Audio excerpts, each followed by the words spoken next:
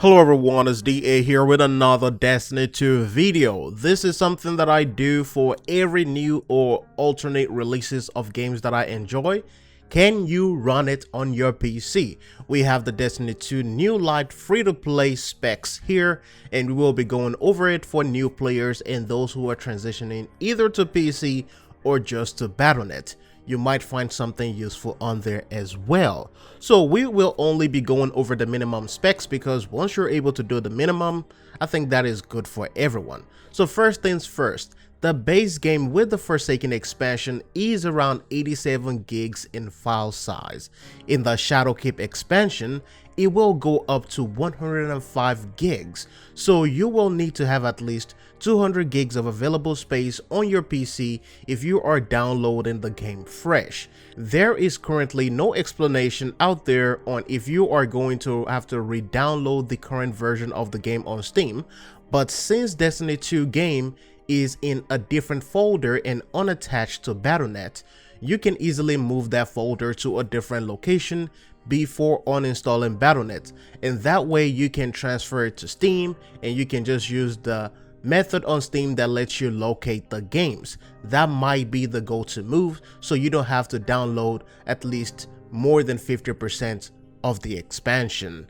In terms of other specs, you need to be running at least a Windows 7, 8.1 or a Windows 10 with the current build. It will require a 64-bit PC. I haven't tested this yet on 32-bit, but I would just say in this current day and age, it's 2019, everybody needs to be running at 64.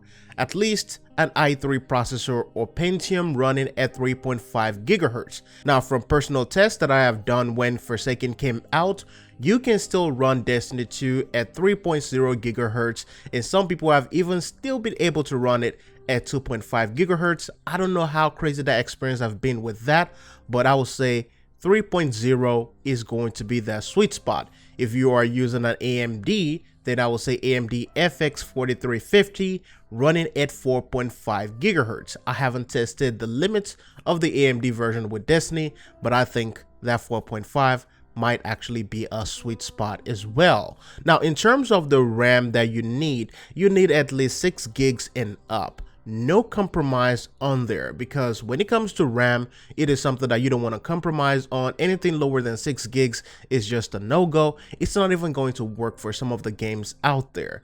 The big one is going to be the graphics card. For NVIDIA users out there, you need at least 2 gigs of GTX 660 or 2 gigs of GTX 1050, and that is going to be your baseline when it comes to running Destiny 2, the free-to-play version or whichever version you pick up. And for your AMD users out there, you need at least a 2 gigs Radeon HD 7850 or better.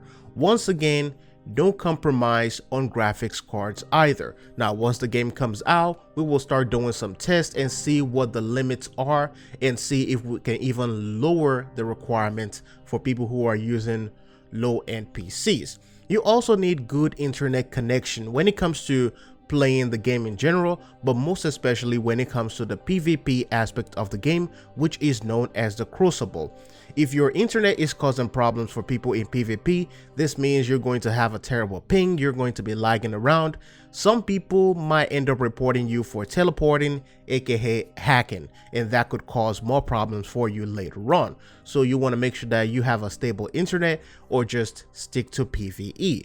Back to the required space on the PC, that 105 gigs of space that I mentioned earlier is not going to be the final one, and this could increase over time with new expansion and seasons being added. So you just want to have that and at least have a little bit of a buffer zone and a cushion above that. So you could set your PC up and just make sure that you have an SSD or external drive that has maybe 120 gigs of space. The current game is rated at 83 for PC on Metacritic, which is quite nice and a lot higher than a lot of pay-to-play or free-to-play games out there. So it is worth a try, at least the free version, before you can consider buying the paid expansion.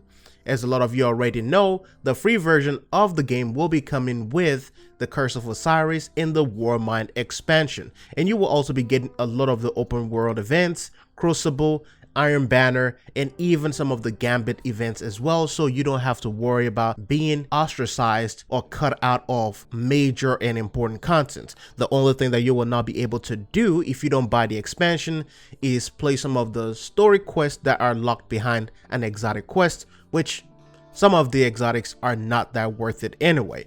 Now, as the update comes out, as I said earlier, I will be going through some tweaks and tricks to improve the performance and still keep the great looks of the game. I've done the same for Warframe, I've done it for some other games as well, so we will try to see what we can do with Destiny 2 with the new light version. This right here is going to be the calendar on everything that I also mentioned earlier, and of course it points out the content that is available for free-to-play players. I must say about 80% of the game and activities will be available for free, so that is a good thing in my own opinion. With that said, thank you very much guys for watching this video. Hope you find it informative, hope you enjoyed as well. If you enjoyed the content, feel free to leave a thumbs up, subscribe, share the video. As always, it's DA signing out.